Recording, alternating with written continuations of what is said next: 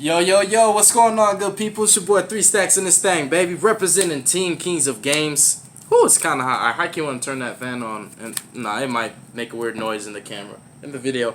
Today, I got an update for DRAGUNITY for you guys. I'm sorry for the wait. You know what? Maybe I should stop apologizing for the wait all the time, because the wait is mandatory. It has to happen. You know, like it takes time. I'm not going to rush the content and sacrifice quality for quantity.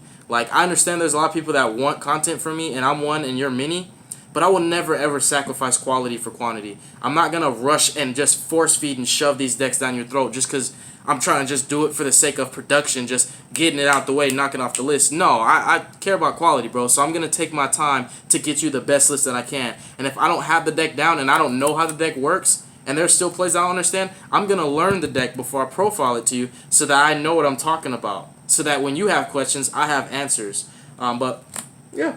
Let's go ahead and get into my DRAGUNITY deck profile, you guys, though.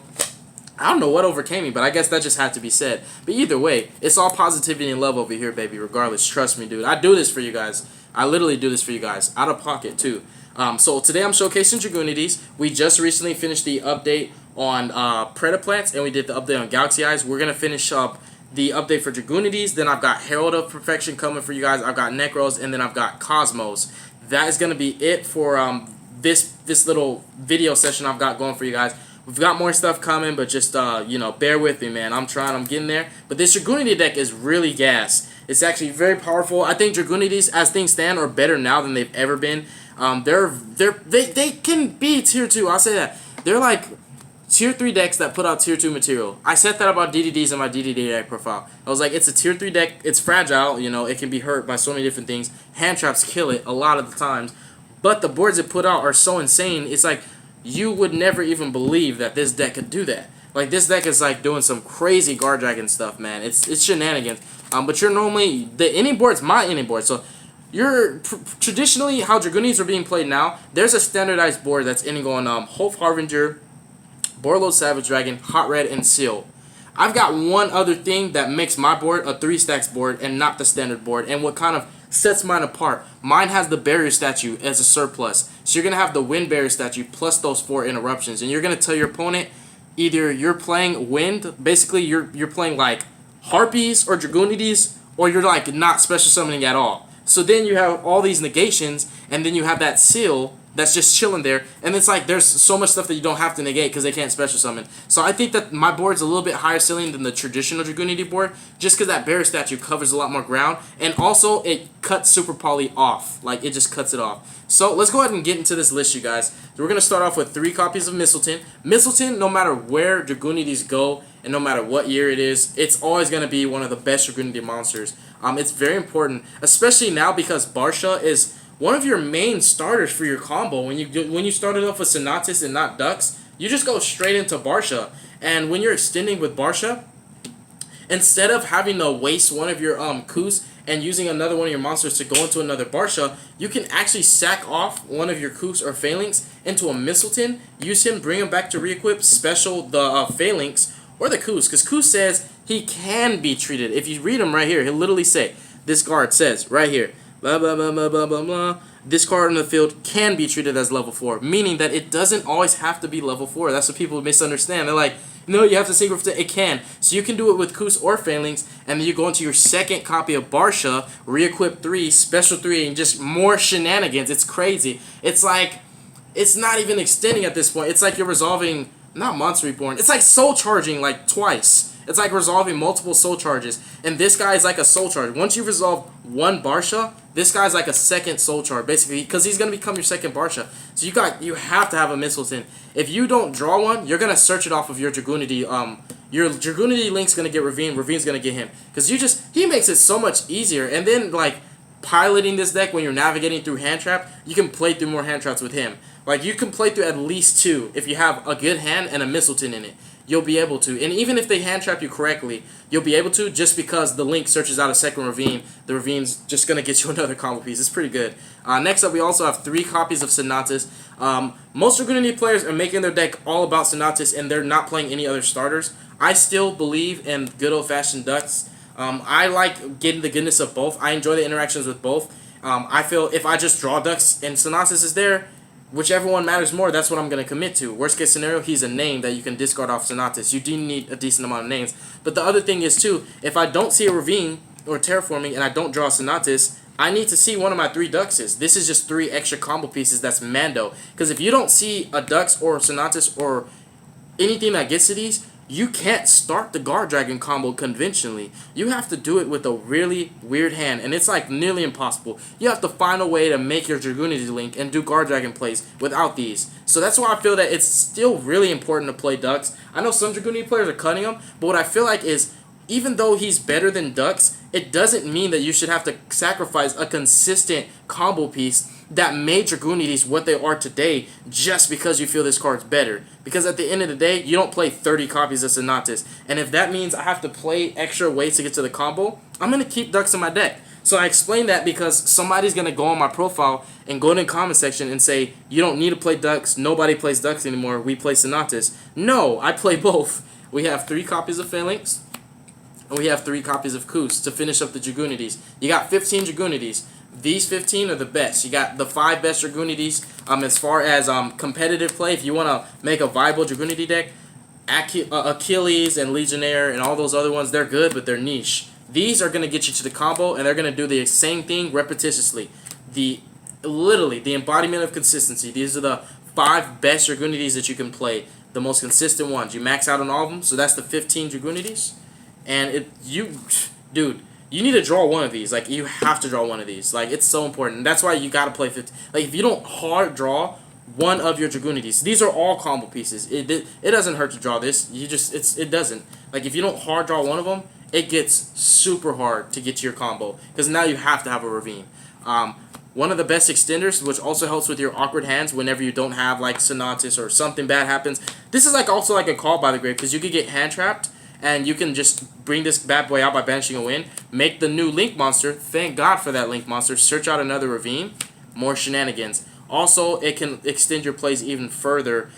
Just in the terms of your starting up your combo midway. Again, like, I already said it's like a call by the grave, so I was kind of going to reiterate, basically repeating the same thing. Because he can do that. Like, he can be the replacement for the card that got interrupted, essentially.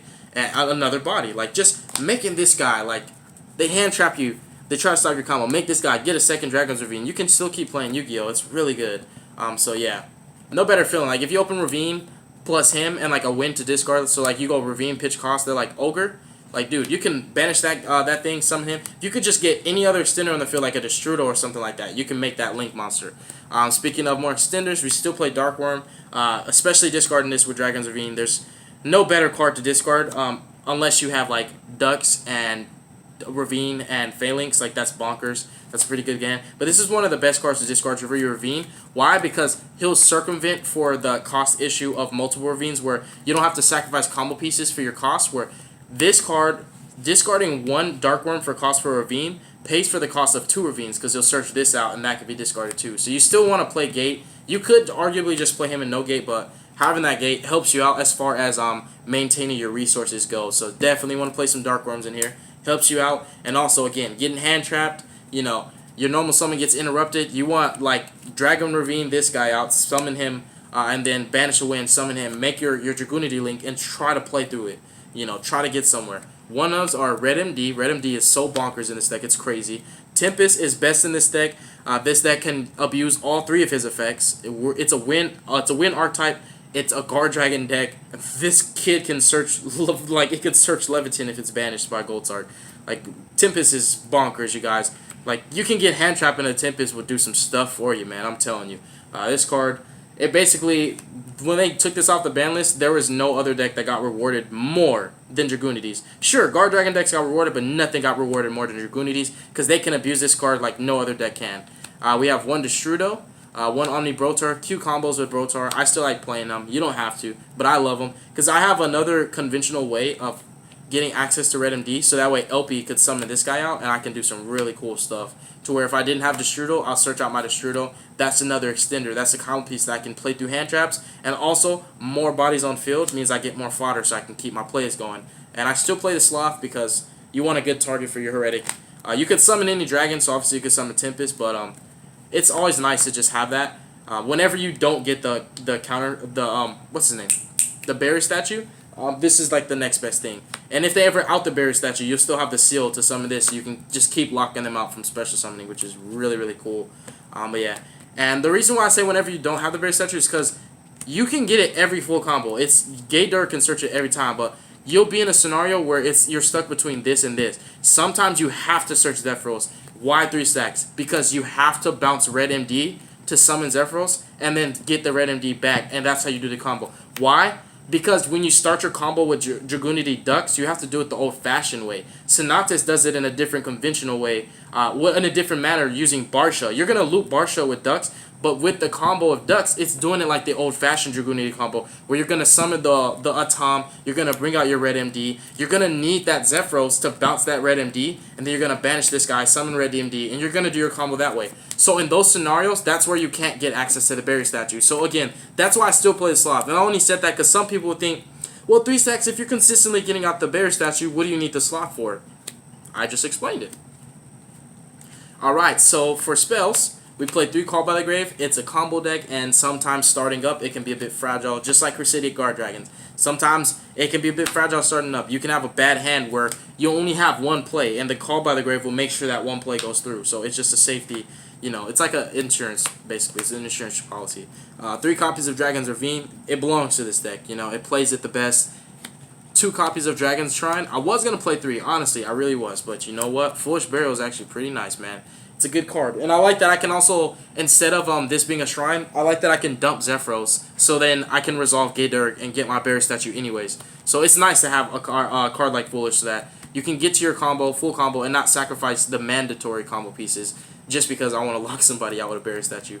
2 Divine Lance. Definitely wish I had 3. I only have 2. I don't know where the 3rd Lance is, but I wish I had 3. Because I feel like this, just like Garuda, is like a Call by the Grave. Like, you can normal Sonatus, discard for cost, and they'll go Valor and Permanence. And you're like, alright, activate Lance, equip what I was going to equip from Sonatus anyways, full combo, as if the hand trap never existed. So you'll play through that hand trap, and it will not make a difference at all. Like, that's why I want 3 Divine Lance. Even though the new link can search it, even then, I still want 3 Divine Lance. Divine Lance is bonkers, you guys. It's one of the best cards.